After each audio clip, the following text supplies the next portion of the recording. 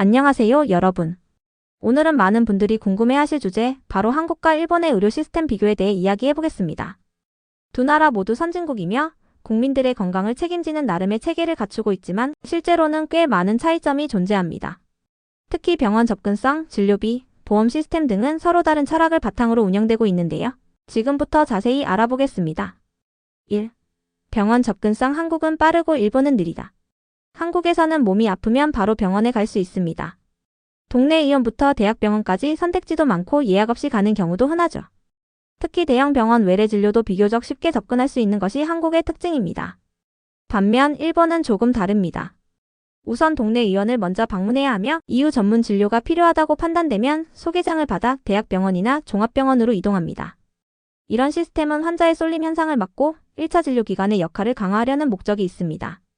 하지만 갑작스러운 병이나 빠른 진료가 필요한 경우에는 느리다고 느껴질 수도 있습니다. 2.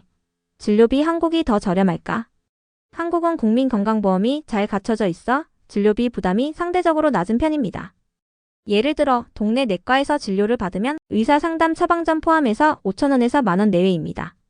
일본 역시 국민건강보험 제도가 있으며 대부분의 국민이 가입해 있습니다.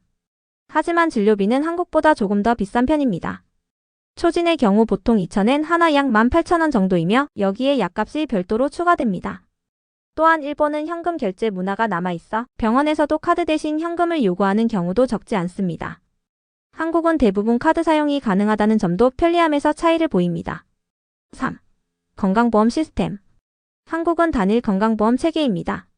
모든 국민이 국민건강보험공단을 통해 같은 시스템을 이용합니다. 민간보험이 있지만 기초진료는 대부분 공적보험으로 커버가 가능합니다. 일본은 조금 다릅니다. 직장가입자와 지역가입자가 분리되어 있으며 지자체마다 보험료가 조금씩 다릅니다.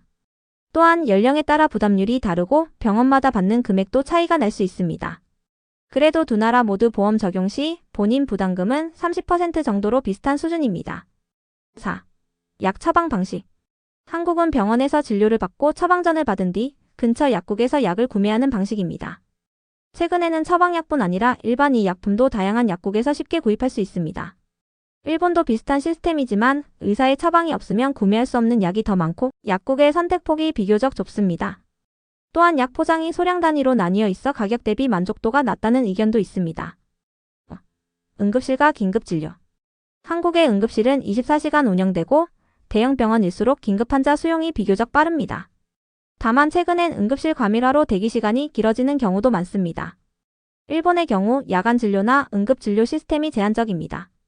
큰 사고나 응급 상황이 아닌 경우 진료 거부를 당하는 사례도 있으며 일본인들 사이에서도 응급 상황에 취약하다는 인식이 있습니다. 6. 진료 태도와 문화 차이. 한국은 의사와 환자의 대화 시간이 짧은 편입니다.